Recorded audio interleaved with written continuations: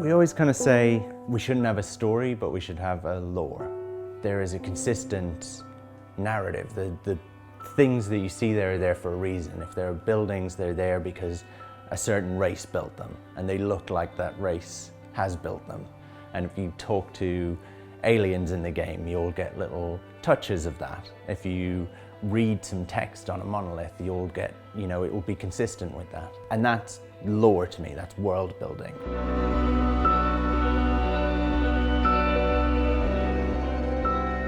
I used to love space opera. I loved the grand scale stuff.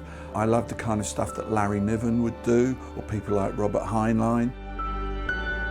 Well, the thing is with No Man's Sky, it's such a kind of comprehensive universe. I mean, I guess almost by definition, a universe has to be comprehensive, but it's got such scope that in our early discussions, we came to the conclusion that you could set all kinds of stories within that universe. You could write virtually any kind of science fiction, exploration, battle, trading, love story, anything you wanted.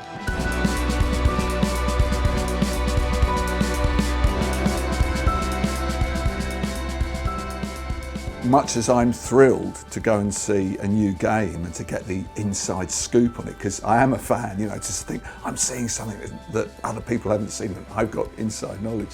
They seem to be equally thrilled to meet me because I'd done a lot of things that they'd like. Watchmen, obviously one of the preeminent things there. I floated the idea of, maybe we could do a comic or a graphic novel or something, and they seemed to think that was a really good idea. And first of all, we explored doing it as a standalone item, but then we thought it would be a really good way just to get our feet wet, to do something that could be included with the game that would add value to that.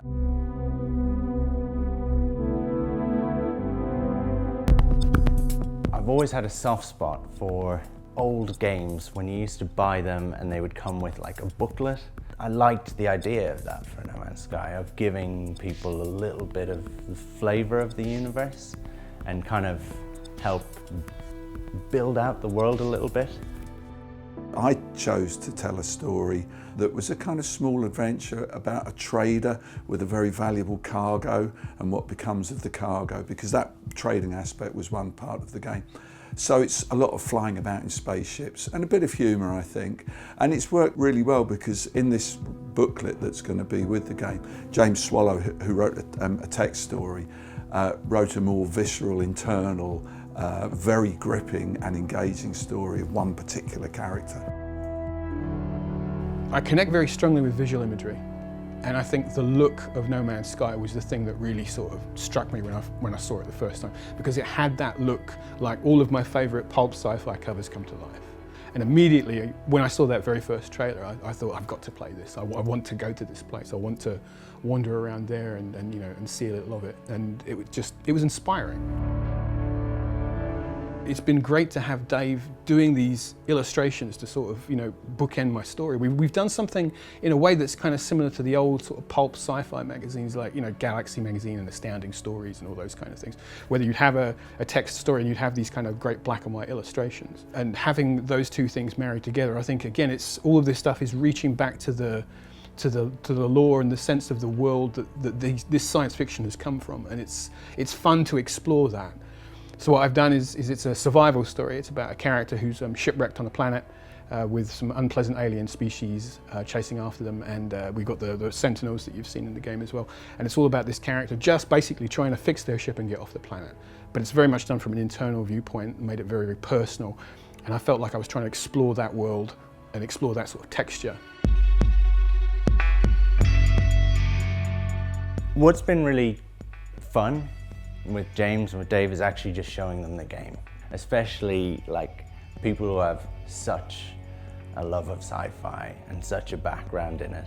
But also what's happened is them working on the fiction, which is just kind of set in our universe. Actually, lots of the questions that they ask, you suddenly think, well, we either don't know that for sure, or we haven't like locked it down, or right, we need to lock this down. Like, how does this work? How does, and it's crazy things. It's like, how does the landing gear of a ship work? And suddenly James Swallow will ask you that. And you're like, oh, I haven't thought about that, but I should.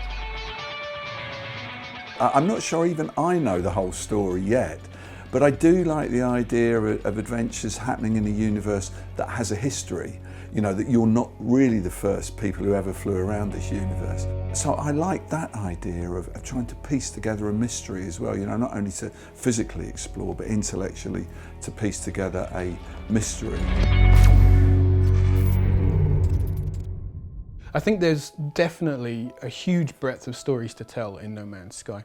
It is a systemic game because it is about you interacting with the environment and the characters, and there's no sort of hardcore narrative that says you must do this, and you must do this, and you must do this. What's unique about that is this is something that games can do that no other sort of form of storytelling can, is you as a player can come in and you can build your own narrative.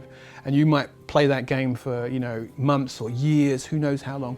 But at the end of your play of No Man's Sky, you will have told a story that will be unique to you. And that I think that is incredible.